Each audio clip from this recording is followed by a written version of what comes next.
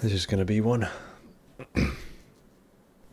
Slipspace is the primary method by which ships in the Halo universe achieve faster than light travel, or FTL travel, that allows ships to journey the immense distances between stars and systems in the galaxy in reasonable timeframes, while also somewhat avoiding the inevitable issues with moving at the speed of light, but it doesn't fix all the problems, particularly the issue of time.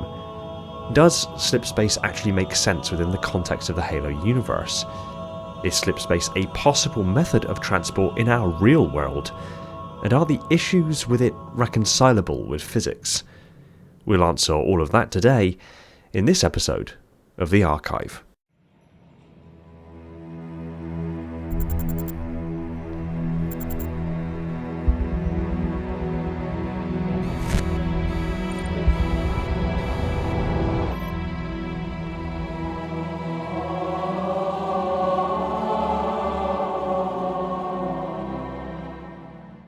I've covered Slipspace and Slipspace Engines in a couple of other videos which I've linked in the description below, so to get a better general understanding of Slipspace, have a look at those two videos, because today we're going a little bit more in depth with Slipspace. But I hope that I've written this well enough that even if you haven't seen those videos, it should be relatively intuitive to follow along. The first big issue with FTL travel is that nothing with mass can travel at the speed of light, because it takes infinite energy in order to accelerate that object to the speed of light. This can be circumnavigated somewhat by using a warp drive system such as the Alcubierre drive. Since space itself can move at whatever speed it wants, space can be moved faster than the speed of light. This is evident in that there are regions of space expanding away from Earth faster than the speed of light, because the universal expansion is accelerating, and since space itself is expanding, light emitted from the galaxies beyond the region of the observable universe will never reach us, because space is expanding faster than that light can travel the distance. So using a warp drive by contracting space ahead of the ship and expanding it behind the ship means that space is moving around the ship rather than the ship moving through space. This is fine, except that it still requires enormous energy and, more accurately, negative energy to physically bend space-time in that manner, and the collision of even particles of dust with the ship travelling at those speeds would have enough kinetic energy to rip the ship apart at the quantum level. Generating a bubble of stabilised space-time around the ship solves some of these issues, but adds another level of complexity to the system.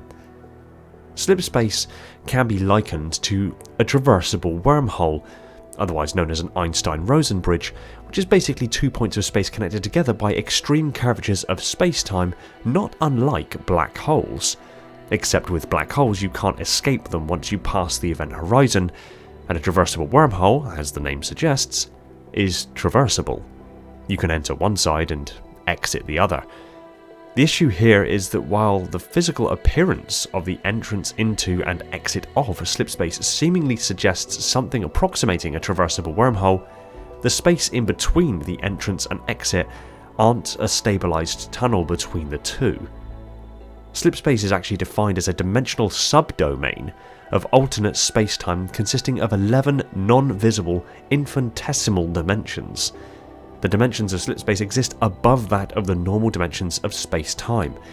These dimensions are intertwined and completely integrated into each other and the normal dimensions of space. They aren't massive planes of space like the 3 dimensions of space, and are instead bundled up infinitesimally small dimensions grouped and interlocked at every possible conceivable place in the 3-dimensional universe at a deeper than quantum scale. In these dimensions, there is no space.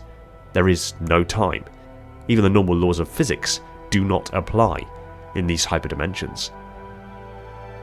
Because of this, moving any physical 3-dimensional object directly into slipspace would result in the near instant disunification of that object.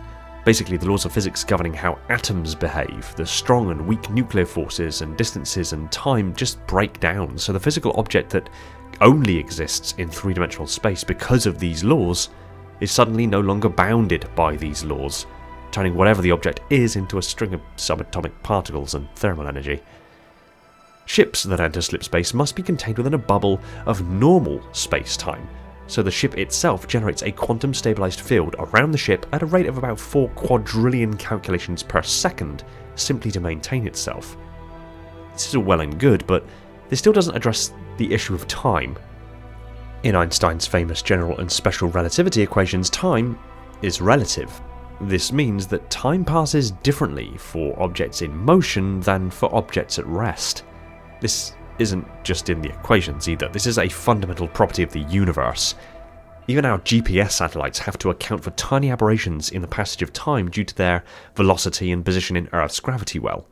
GPS satellites have their internal clocks updated to account for this property of relativity so that they match our clocks here on Earth, or the system would be basically unusable. The faster you travel, the slower time passes for you from an observer's position. We'll need a diagram called a space-time or Minkowski diagram, one line representing space, and another representing time, both of which are flexible when you introduce the speed of light, known here as the null. This fixed point is governed by Einstein's equation stating that the speed of light is the same for all observers from all frames of reference. We'll put Earth at the intersection of the two denoting our origin point, and we can extend this vertically along the timeline, indicating Earth at a point in space, but unmoving, over a period of time. This is Earth's world line. This means anything between the timeline at 0 degrees and the speed of light, 45 degrees, covers travel from stationary all the way to the speed of light. So this lower portion can be viewed as the time axis flipped along the null. And something worth bearing in mind here is that, again, time is relative, so when travelling, time passes at a different speed to maintain the constants of the speed of light. So, if Earth were moving on this graph, its space and time axis would move about the fixed null line, so its new space line would be here, a mirror flip of the world line around the null. This represents how time and space distort to maintain light's constants. Now, we will also put another world line for an arbitrary point in space that will be our destination that just so happens to be about 10 light years from Earth, the distance that light can travel in 10 years. Reach just so happens to be approximately this distance from Earth. We'll assume Earth and our destination are fixed points and thus don't move through space, only through time, where the opposite would be instantaneous travel or teleportation, which is a line drawn through space only, with no passage of time. This can be mirrored as we travel forwards and backwards in space, meaning anything above the null lines are journeys at sublight speeds through space, and anything below the null line is a journey at faster than light speeds. This will come into play shortly, but for simplicity, we'll keep the other half of the diagram out of it for now. You with me so far? As previously mentioned, light is the constant, and both space and time will bend, warp and change to maintain this constants. Any object moving will shorten in length in the direction of motion, known as length contraction, a property of space altering to accommodate the speed of light. And time will slow proportional to the speed of travel, known as time dilation, a property of time altering to accommodate the speed of light. The closer to the speed of light you travel, the slower time passes, and the more length contraction you experience, right up to the speed of light where there is no time and there is maximum length contraction. So, if you're on a ship travelling at light speed for 10 years, from an observer's perspective, 10 years has passed. However, the literal time experienced during this journey is 0. As the astronaut aboard the ship, you'd not notice this at all because your entire reference frame has shifted to accommodate the speed of light. Upon reaching the destination, if you were able to look back at Earth, you'd see Earth as it was the moment you left. Assuming acceleration and deceleration was instant, which it most obviously wouldn't be. This is, after all, an extreme example. On the journey back, if you could see Earth, you'd see time passing on Earth at twice the normal speed. In reality, the journey would once again take no time whatsoever. You'd arrive back and no time would have passed for you, but 20 years would have elapsed for people on Earth. When travelling faster than light through the normal dimensions of spacetime, we immediately run into causality breaking problems. This is our point of contention and where things get particularly abstract, because, to be quite honest, we're not entirely sure what happens precisely when you travel faster than light. There are many hypotheses, and we have many ways of looking at the problem analytically, like we have here with our Minkowski diagram, but it doesn't actually tell us what happens practically, or whether any intermediate mechanics come into play to prevent causality breaking loops. The math seems to suggest that any travel faster than light results in space and time dimensions becoming flipped. This means that as the ship travels faster than light, it also travels backwards in time. That means that issues can arise such as leaving Earth for Reach, arriving at Reach, and then turning around and arriving back at Earth again, your origin point, before you left. And this would be achievable by only travelling a margin above the speed of light, given that it's been calculated that UNSC ships can travel several light years per day. Let's assume it's only 4 light years per day. That puts the true point-to-point velocity at 1,460 times the speed of light. So, first and foremost, is slipspace actually even possible? And if it is, how does it not break the universe in completely destroying causality? Well, in practice, traversable wormholes are an allowed property of general relativity, and additional dimensions are already a known statute of string theory. String theory itself is actually directly referenced in Dr. Halsey's journal when discussing slipspace rifts, and there is nothing to say that a traversable wormhole can't exist between 2 points of spacetime using additional dimensions as the medium of which to enable their function. Indeed, in some proposed ideas, traversable wormholes are dependent on the existence of additional dimensions in the quantum field. According to, and I'm going to butcher this name, the optical Ray-Choudhury's theorem. Ray-Choudhury's theorem? That sounds about right. The expansion when traversing the wormhole goes from negative to positive, and as the wormhole neck is of finite size, we wouldn't expect caustics to develop. This requires a violation of the average null energy condition.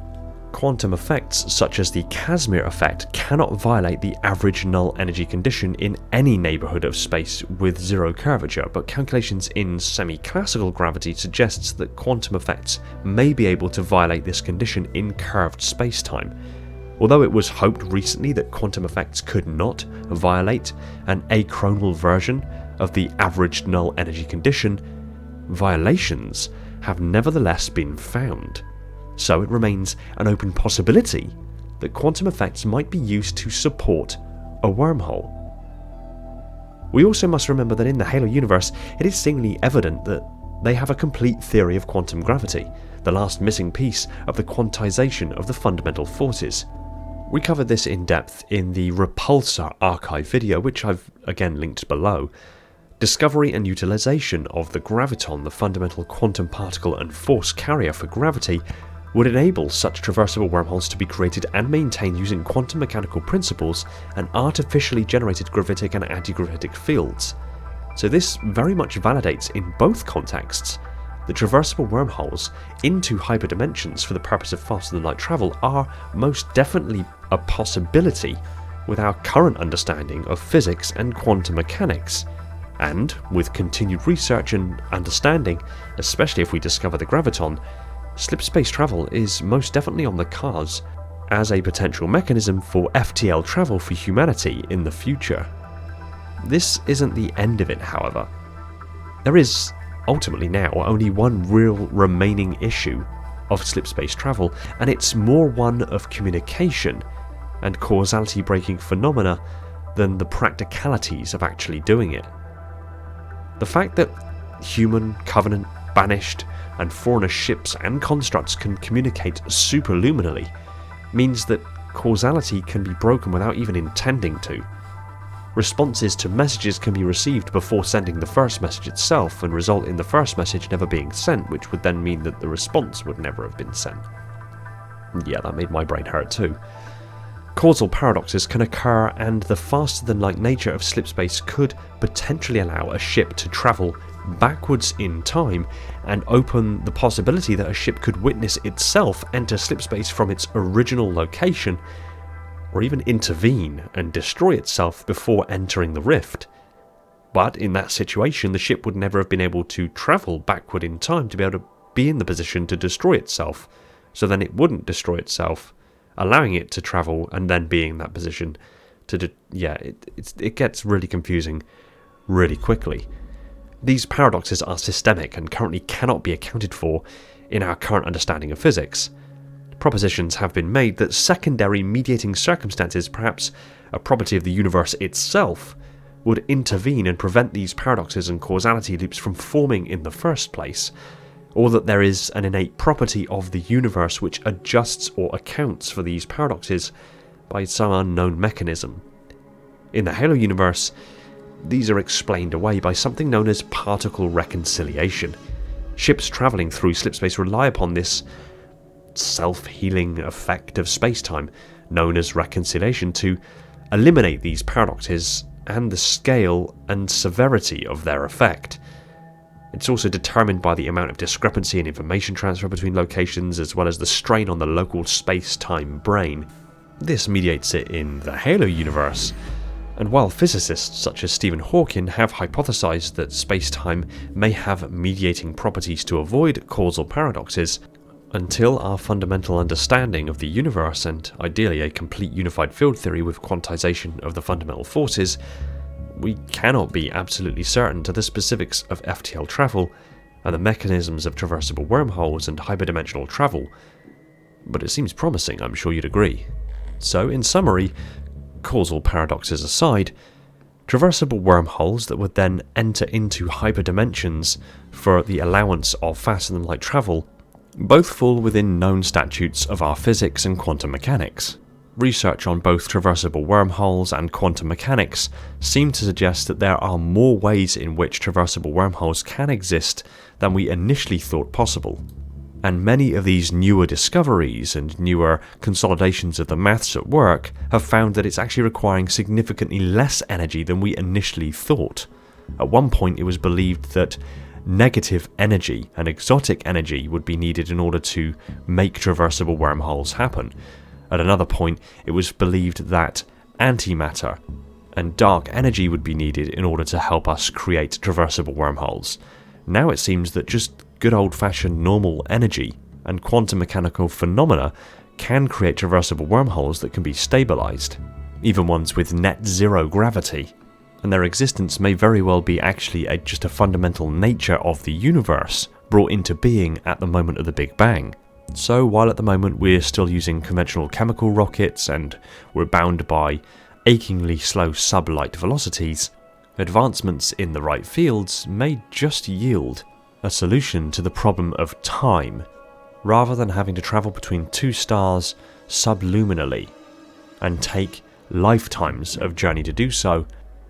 The research is gradually moving towards the very real possibility that slipspace travel is just around the corner. So what's your take? I've been writing and rewriting this script for months, mainly because I wanted to be as sure as possible that what I was relaying was as accurate as I'm capable of understanding, and trust me, while I'm fairly well versed in the particulars, I'm no Stephen Hawking. And this video actually really frustrates me because we're discussing an aspect of science that even scientists don't have answers for, and I tend to prefer being able to put a bow on it and come to some logical conclusion. Nevertheless, given the principles I've outlined, do you think slipspace may one day be the way in which real-life humanity expand into the cosmos? Do you think there are a property of the universe which inherently prevents or mediates causal paradoxes? And what do you think it would be like to be the very first to make that kind of travel? Pop your comments below, and until next time. Thanks for watching. If you're new here and liked what you saw, go ahead and hit that like button and hit the subscribe button while you're at it so you don't miss my future uploads. Links are in the description to get connected and jump into the Discord community with me, and if you really love the content I'm making, consider supporting the channel over on Patreon for tons of awesome perks. Pop your comments down below if you have an idea of what I should cover next, and hang around for the end of the video for other suggested videos you might be interested in. Huge shoutouts to my patrons: Spartan10148, the metarch of my installation; Falcon, Prophet, Phantom, Thomas, Mikhail and Irrefutable Justice, my monitors; Andrew, Cameron, Darian, Flaming Halo, Madness, Masked Owl, Michael, Spartan0137, the Cave Potato, Uwu Master and Wolf Eclipse, my sub-monitors; my growing fleet of Strato Sentinels; my ever-vigilant enforcers; and all the other awesome patrons that are helping to support the channel in a big way. Huge shout out to Todd Morrison for keeping the installation powered with that glorious vacuum energy. Much love to you all, take it easy everyone, and find peace in the domain.